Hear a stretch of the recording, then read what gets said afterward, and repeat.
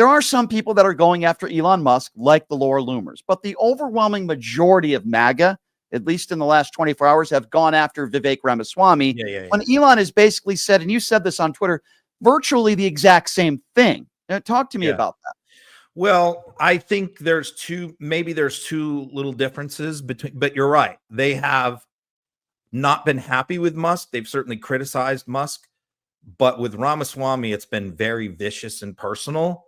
So I think him being Indian is definitely a part of the deal. But he brought that on himself too, because he made that an issue here, because he took it one step further than Musk. What Musk basically just said is, we don't have enough smart people that want to work 16 hours a day and take shit from me, in this country. And we need more of those people, because the reason why, Ann Coulter hit this nail on the head, which is the reason why these guys want these H-1B visas is because when you come in on those, you're coming in to work for a specific employer. If that employer fires you, you're deported. You're sent back home. So you can come here with your family from India or whatever. Or a lot of these people, they're hoping to stay. They want to marry Americans. They want to have children in the United States. So they're using these visas to come here and stay. And this is why MAGA doesn't want them coming, because they know that. And so Musk basically just said, look, we need more smart. And Coulter points this out, which is, if you're coming on one of these visas and you work for these companies, they own you. And that's what they want. This is why they don't want to hire Americans. It's not because they're not enough smart Americans. What they want is employees who know that if they don't do everything that they're told, they'll deport them. They'll have them deported by firing them. So what Coulter said is, what these guys want is, they don't want employees. They want indentured servants. And she's absolutely right. And this is why MAGA is right on this point, is that, you saying there's not enough qualified Americans is BS. You want Indians because you can work them like dogs and threaten to deport them if they don't go along with the program. And so that's number one. But number two is, Vivek went one step further, is he went after American culture. And what he said was, Americans don't work hard from birth. In high school, that, we worship the prom queen and the quarterback, and we screw around too much. We watch too much TV. We have too much fun. We go to the movies too much, and we should be grinding. And he talks about how Asian parents, make their kids stay home and work. They don't let them go out and do all this nonsense and have all this fun. They make sure they study and work hard. And MAGA is just like, what the hell are you talking about, man? That's not the kind of country we want. That's certainly not the MAGA culture. Those guys are all like living out their glory days of their high school football days in their minds, and so have Vivek say, you guys are a bunch of slackers and American culture sucks, so we need to bring in more Indians. Man, that ain't playing, man. Brutal. And even Scott Jennings, who I rarely agree with on CNN yesterday, said, Ron, that Vivek sounds like the guy who was, put in a locker and the key thrown away. I mean, I don't understand why he would characterize the nerds. Yeah, that's really what it is. Okay, so let's talk about if there's any possible recovery at all, because I'm not sure if there is. And I'm with you. I agree with the MAGA world.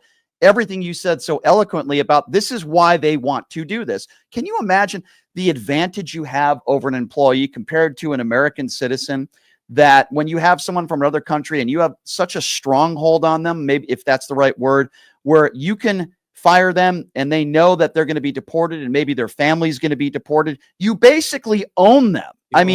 You own them. I just can't even imagine the strong arm. Never a raise. You're probably going to not treat them like you have to treat others. None of the laws really would apply. I mean, just the advantages, right, Ron, you would have over somebody like that. I mean, I hate to quote Ann Coulter again, but I mean, she said, if you treat an American employee like shit, they'll leave and they'll go work for somebody else. Correct. Or if you don't give them a pay raise, they'll quit and go to work for another company. Right. But with these employees here on these work visas, they can't leave. If they walk away from that job, they're deported. They're sent home. Yeah. And so, yes, that's exactly. And MAGA, they get it. But here's the $64,000 question. Where's Trump? Where's Vance? Because as soon as this shit hit the fan yesterday morning, I'm checking Trump constantly. Like, when is he going to weigh in? Because usually he'll kick back for like 6 hours or so and wait and see how everything plays out, and then he'll come in. And he didn't do that. He didn't say a word. So you're right. But Ron, let me ask you.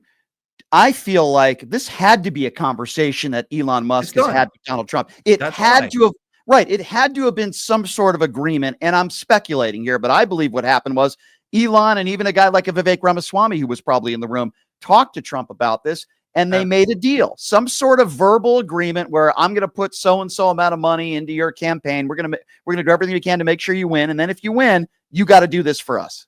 Okay, so this deal was, I agree with you, this deal was made like 6 months ago. And that's why Trump hasn't said anything, okay?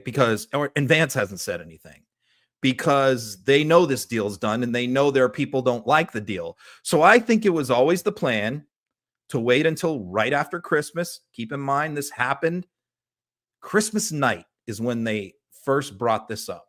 Mm-hmm. And they're thinking when everyone's in that good mood and they're happy and they're with the family and it's slow news time, which it is, like hardly no media has covered this except for CNN's the only one that eventually covered it, but pretty much most media has ignored it. So I think this was always the plan, that we're going to bring this up and we're going to kind of initiate the conversation with the MAGA base. And Musk and Vivek's going to do this, and we're going to try and bring them along. We're just going to say, okay, I know we talked about deporting everybody, 15 million people, and we're going to deport a lot of these people you don't like, these brown people and these black people and stuff. But you know what? We want to bring in more people from Asia if they're really smart. And I think that was like the plan. And I don't think they expected the backlash. And I think that to be as bad. And I think part of the problem is Vivek is just such a terrible salesman and doesn't know how to talk to people. And he's just so abrasive and obnoxious. And I think that he just presented it in completely the wrong way. I think probably if they had somebody better pitch, maybe Stephen Miller, pitch it to these people. But Stephen Miller doesn't agree with this. I can tell you this right now. Right. Stephen Miller already said he doesn't agree with this. So this could be a deal that they made between Trump and Musk and Vivek without including the other advisors like Miller.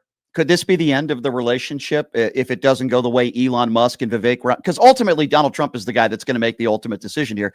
Right. If it doesn't work out the way Elon Musk and Vivek want it to, and I'm not sure it will, because a lot of MAGA will turn on a lot of other people if it doesn't go their way. Do you think this could be the beginning of the end of the relationship, Vivek Ramaswamy, Elon Musk, and Donald Trump? No, I don't think it's the end, but I think it's a big problem. I think it's like the trust has been broken. Like it's like anybody. Look, Musk didn't vote for Trump in 2020. He supported DeSantis in the primary in 2023 against Trump.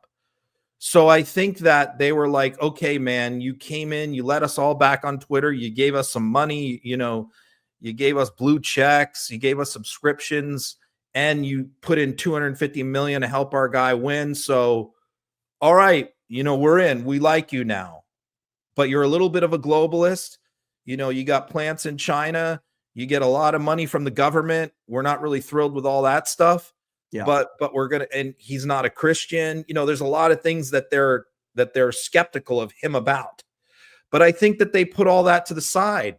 But now that this happened, I think that trust is gone, and I think that they're gonna view everything he says now through a different lens, through a skeptical, critical lens. Whereas before they'd give him the benefit of the doubt on everything. I don't think they're going to anymore. So I think it could be the beginning of the unraveling. It won't unravel over this, but this is definitely a chink in the armor.